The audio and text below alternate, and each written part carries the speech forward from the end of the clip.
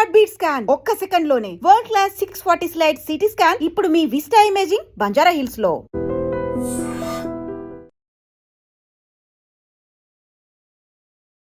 నమస్కారం, welcome to I dream. ధర్మ మార్గం విత్ విజిత కార్యక్రమానికి స్వాగతం.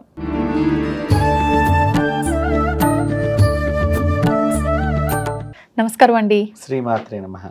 చాలా వరకు మన ఇంట్లో ఉండే అద్దము ఉండే ప్రదేశాన్ని బట్టి, లేదు కొంచెం ఎక్కడన్నా కార్నర్లో చిన్న స్క్రాచ్ వచ్చిన అద్దం కూడా పొరపాటున కూడా ఇంట్లో పెట్టకూడదు అని అంటూ ఉంటారు. అంటే అద్దము ప్రతి ఎనర్జీని తీసుకుంటుంది, దాని నుంచి ఒకవేళ పలిగిన అద్దం కనుక ఉంటే నెగిటివ్ ఎనర్జీని తొందరగా తీసుకుంటుంది అంటూ ఉంటారు.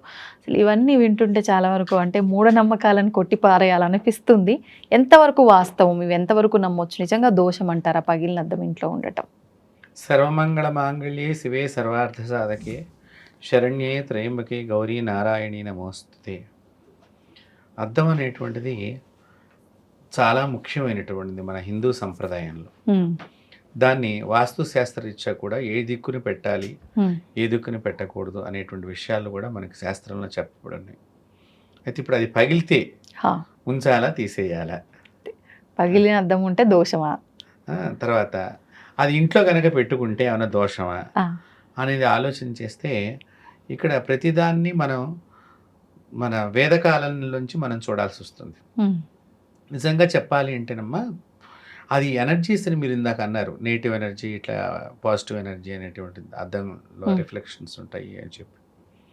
దేవాలయ ప్రతిష్ఠ చేసినప్పుడు దేవతా విగ్రహాన్ని మొట్టమొదటిగా చూడనివ్వరు, డైరెక్ట్గా చూడకూడదు.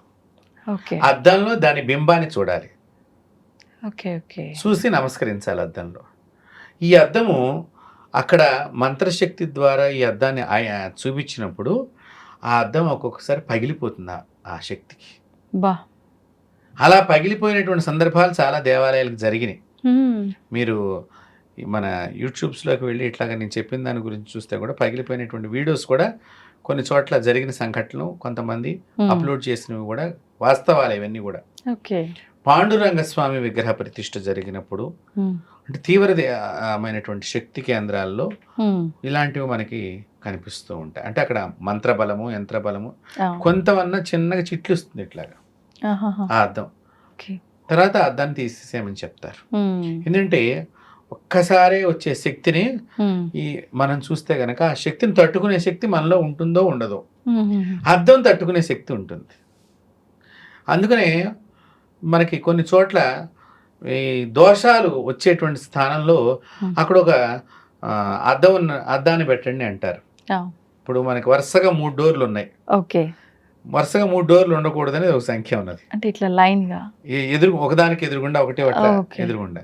అప్పుడు ఏం చేయాలంటే అవతల గోడకి అద్దాన్ని పెడితే ఈ బింబం దానిలో పడి ఇంకో డోర్ లాగా కనిపిస్తూ ఉంటుంది. 4 డోర్లు. ఆ దోషాన్ని మనం తగ్గించే ప్రక్రియలో ఇక్కడ అంటే ఏంటి, దోషాన్ని తీసుకోగలదు.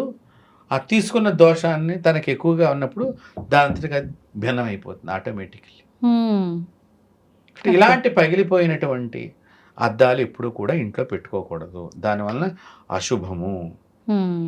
ఇక్కడ అశుభం ఏంటి, ఎందుకు జరుగుతుంది అంటే, మామూలుగా అందరూ ఏమనుకుంటారు, ఆ పగిలిన అద్దం ఉంటే ఆవిడ కోసుకుపోకుండా ఉంటుందా, కోసుకుంటుంది, అందుకనే తీసే జాగ్రత్త కోసం. ఇది వాస్తవమైనప్పటికీ దీనికంటే ఇంకా గొప్ప అర్థం చెప్పబడింది. మన ముఖము అనేక ముక్కలుగా కనిపిస్తుంది. నీ ముఖాన్ని నువ్వు లేచి చూచుకున్నప్పుడు అనేక ముక్కలుగా ప్రతిరోజు చూచుకోరాదు. అలా చూచుకుంటే నీకు రాబోయే ప్రమాదం నీకు దృష్టాంతరమైనట్లు లెక్క. రావణాసురుడికి కూడా చనిపోయే ముందర అద్దంలో 10 ముఖాలు కనిపించినట్టే, తను ఒక్కడవే. ఓహో, నాకు ఇక మరణం సంభవించింది అని అనుకున్నాడు ఆయన. కాబట్టి ఇలాంటి పగిలిన అద్దంలో నువ్వు రోజు చూడటం మూలకంగా 10 ముఖాలు కనిపించింది. కాసేపిలా నీ తల ఆడిస్తూ ఉంటావు. ఏ ముక్కలో బొట్టు పెట్టుకోవాలనుకున్నా, ఏ ముక్కలో తల గడ్డం దూకోవాలనుకున్నా, మగవాడు క్రాఫ్ చేయాలనుకున్నా, ఇట్లా చూస్తూ అట్లా చూస్తూ సరిగ్గా లేదు, రేపు తెద్దాం మాపు తెద్దాం ఇట్లా అనుకుంటా జనం ముఖ్యంగా ఏదో చూసుకుని పోయాడు మనకు పెద్ద అన్నట్టుగా కొంతమంది. సో ఇలా నువ్వు రోజు చూడటం మూలకంగా దాని నెగిటివ్ సెన్స్ నీలోకి ప్రవేశిస్తుంది. ఓకే. సో అంత ప్రమాదం ఉన్నది. అందుకని పగిలిన అద్దం ఎప్పుడు కూడా ఇంట్లో ఉండకూడదు. అద్దము అంటే మీరు చూసుకునే ఒక అద్దమే కాదు, కిటికీ అద్దాలు కానీ, బీరవాకున్న అద్దాలే కానీ, డోర్స్ కొంతమంది షోగా అద్దాలు పెడుతూ ఉంటారు. అలాగే మన ఈ రోజుల్లో రూమ్కి మధ్యలో డివైడర్ కింద కూడా అద్దాలు పెడుతున్నారు, గ్లాసెస్. నేను అసలు వీటన్నిటికీ వ్యతిరేకం. ఇట్లా పెట్టే వాటన్నిటికీ కూడా పెట్టొద్దని చెప్తాను. స్లైడింగ్ లో ఇట్లా పెడతారు కదా, అట్లా కూడా వద్దని చెప్తాను. అద్దాలు గ్లాసుని ఎంత తక్కువ వాడటం మంచిది. ఒకసారి ఒకరికి ఇలాగే నేను పూజ చేసిన తర్వాత వాళ్ళ అబ్బాయికి ప్రమాదం తప్పిపోయింది. వాళ్ళకి ఎవరో ఒక గురువు గారు చెప్పారు పూజ చేయించమని. పూజ చేస్తే నేను బాగా చేస్తాననే నమ్మకంతో వాళ్ళు నా దగ్గరికి రావటం జరిగింది. తర్వాత కాలంలో వాళ్ళ అబ్బాయి మామూలుగా వాళ్ళ నాన్నగారు ఆఫీస్లో వెళ్ళినప్పుడు వాడికి అక్కడ అద్దం కనిపించలేదట, మామూలుగా డోర్ తెరిచున్నట్టుగా కనిపించింది. దాన్ని మనం స్పీడ్గా నాన్న అంటూ లోపలికి మరి వెళ్ళే ప్రయత్నంలో అద్దం పగిలిపోయింది. అబ్బాయికి కనిపించక కొన్ని ముక్కలు ఒళ్ళంతా గుచ్చుకున్నాయి. కాబట్టి ఇలాంటి ప్రమాదాలు జరగటానికి అవకాశం ఉంటుంది. చాలాసార్లు మనం కూడా కన్ఫ్యూజ్ అయ్యి వెళ్ళి తగులుకుంటాం. రెండోదమ్మా, ఈ అద్దాలకి పెట్టేటువంటి స్క్రూ సిస్టమ్ ఉంటుంది కదా, అవి తొందరగా లూజ్ అవుతూ ఉంటాయి. ఎందుకు? మనకి భూకంపాలకు వచ్చినప్పుడు కానివ్వండి, లేకపోతే ఇంట్లో శబ్దాలు, మన గోడకి ఏదైనా డ్రిల్లింగ్ చేసినప్పుడు ఇవి కొంచెం ఊగిస్తలు ఆడుతూ ఉంటాయి. మీకు గమనించారో లేదో. అలాగే పిల్లలు కూడా కొంచెం లూజ్ వస్తే చేపట్టుకుని ఇలా ఇలా ఇలా కదిలిస్తూ ఉంటారు. ఇలాంటి మనం రోజు రెగ్యులర్గా వాటిని జాగ్రత్త చేయలేము. అందులో ఐనకాన్ని ఎక్కడ పెట్టాలో, సంస్కృతంలో ఐనకము అంటే తెలుగులో అద్దం. అద్దాన్ని ఎక్కడ పెట్టాలో అక్కడ పెట్టమని శాస్త్రం చెప్పారు. చక్కగా నీ ముఖబింబము తెల్లారి లేచిన తర్వాత నీ ముఖబింబం చూసుకునేటువంటిది అది పరిపూర్ణంగా ఉంటే నీ ముఖం పరిపూర్ణంగా కనిపిస్తుంది. సాధారణంగా అద్దంలో మన మొహం చూసుకున్నప్పుడు ఏ దిశలో మన మొహం కనిపిస్తే అది కరెక్ట్? తూర్పు పడమరలు చాలా శుభశ్రేష్ఠ. ఓకే, అది మంచిది.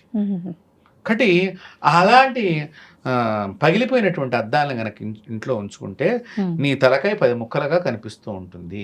తర్వాత నీ తలకాయ పగలచ్చేమో.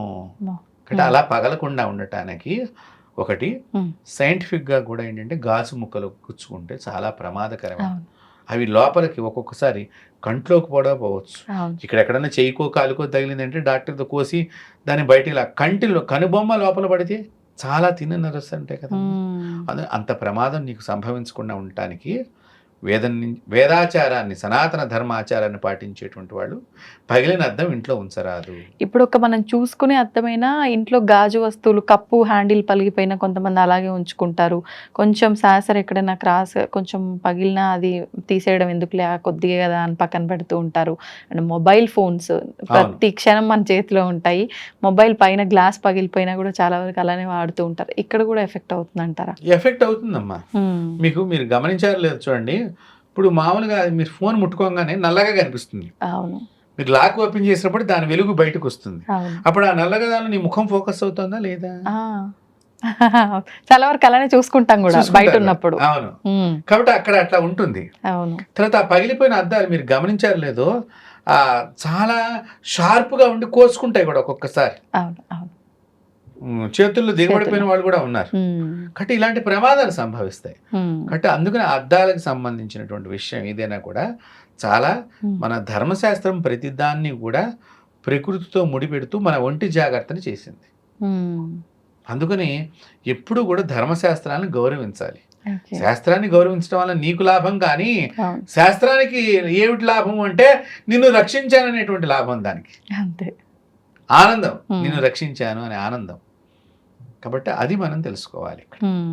అంటే పగిలిపోయినటువంటి అద్దం ఇంట్లో ఉండటం అంత శ్రేయస్కరం కాదు, శుభం కాదు.